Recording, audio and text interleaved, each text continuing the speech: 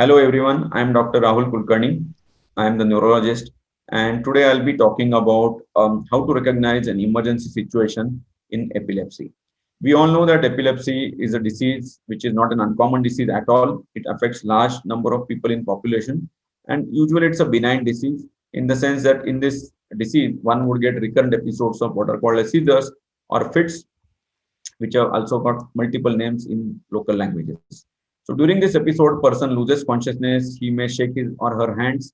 The eyes may be uprolled. There may be clenching of the teeth. The tongue may roll out, and then the patient would be unconscious for some period, and thereafter he or she would improve. This is usually a normal phenomenon which would occur in a person who is suffering from epilepsy. This is not usually an emergency situation. The emergency may come at some point of time in some of these patients. So if you get this simple attack, you don't have to rush to the hospital every time. You can manage it yourself, and there are large amount of videos and literature as to how to manage these simple episodes. What I'm going to talk is how to manage if there is an emergency and when to recognize the emergency.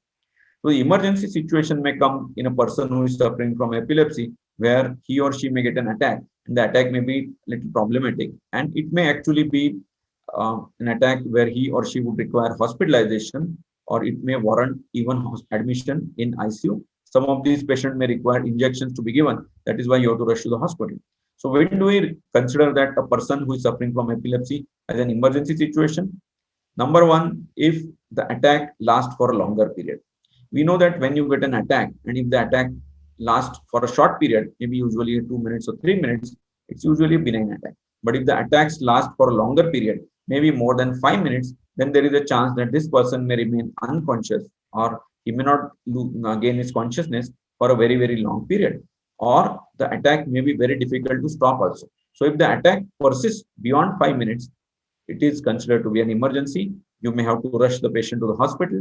You may have to call the ambulance, and you may have to start early treatment.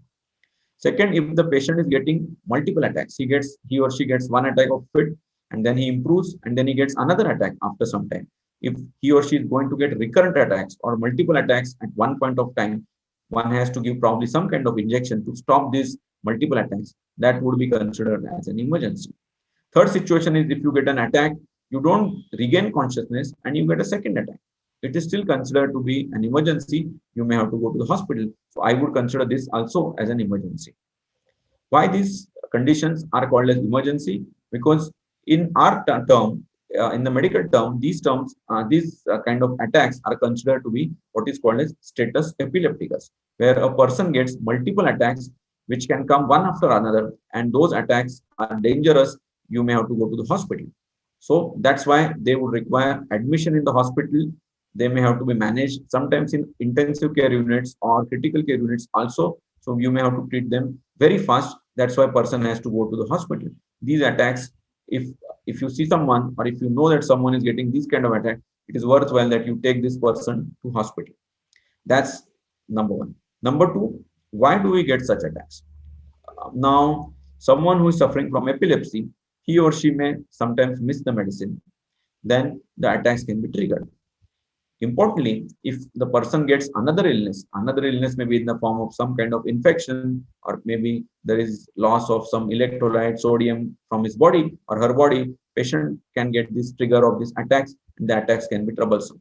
So status epilepticus, or the illness which is called a status epilepticus, where one gets recurrent attacks, can occur if patient has got some other medical illness, or if he or she skips the medicine.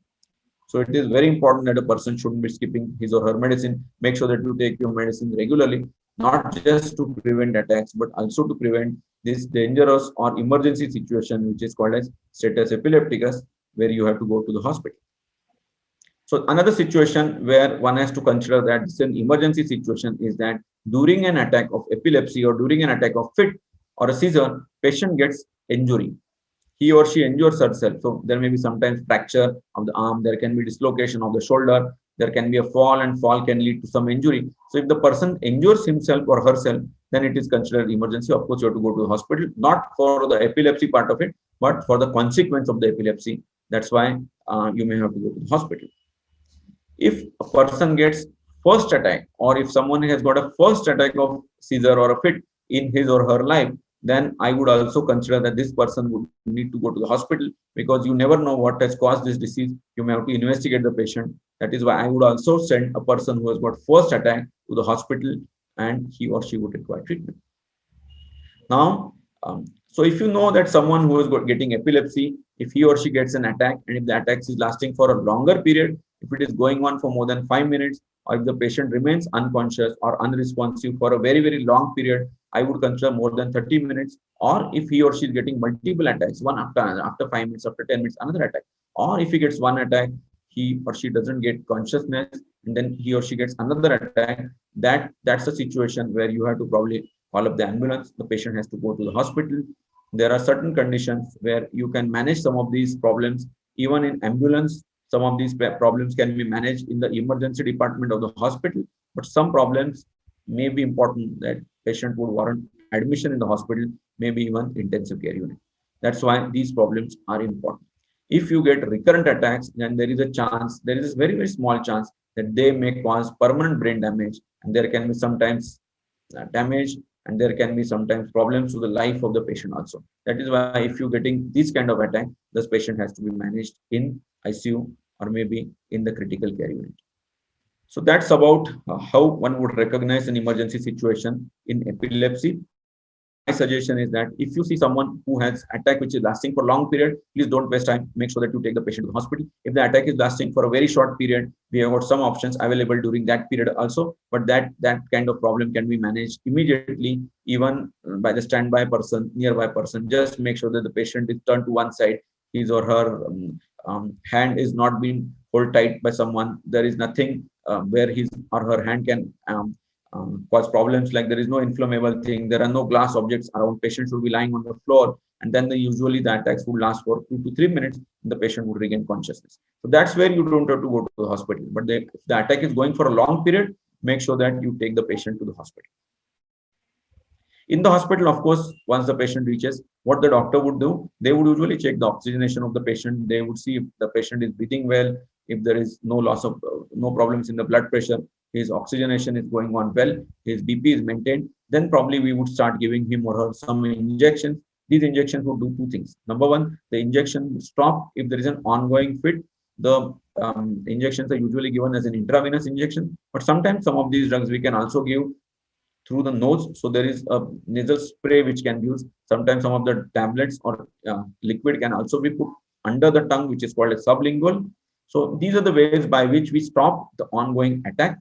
Once the attack is stopped, we also make sure that patient is been given another injection of a drug which will prevent recurrence of these attacks in immediate future. So in next 5-10 minutes, patient shouldn't get any attack. That's why probably we would give some injections to the patient. And then of course, we would make sure that the patient has been investigated to find out why he or she has got so many attacks which are coming suddenly, or why the attack has become so much prolonged that it has caused the patient to go to the hospital. We would evaluate the patient, and if required, sometimes the patient goes to the intensive care unit or a critical care unit, where he or she has been put on continuous injections through intravenous line or through infusion to stop if the seizure is still ongoing. So that's a condition which is called as status epilepticus. If unfortunately after giving these kind of injection, if the illness is not getting controlled, then it is called as refractory status epilepticus. This is a condition which is even more difficult to manage, where patient definitely has to go to ICU, where we give him or her a lot of complicated or newer medicines or lot of infusions through the saline, by which the disease is controlled. And then sometimes there is also condition also is life threatening. It's a rare condition, but it still can be life threatening to the patient. That is why it is very important for the person who is suffering from epilepsy that he or she would take of his tablets regularly. Make sure that you don't skip your tablets. But if you unfortunately land up in this kind of situation, make sure that your near and dear one know that this is how one should manage the patient. This patient has to go to the hospital immediately. Thank you.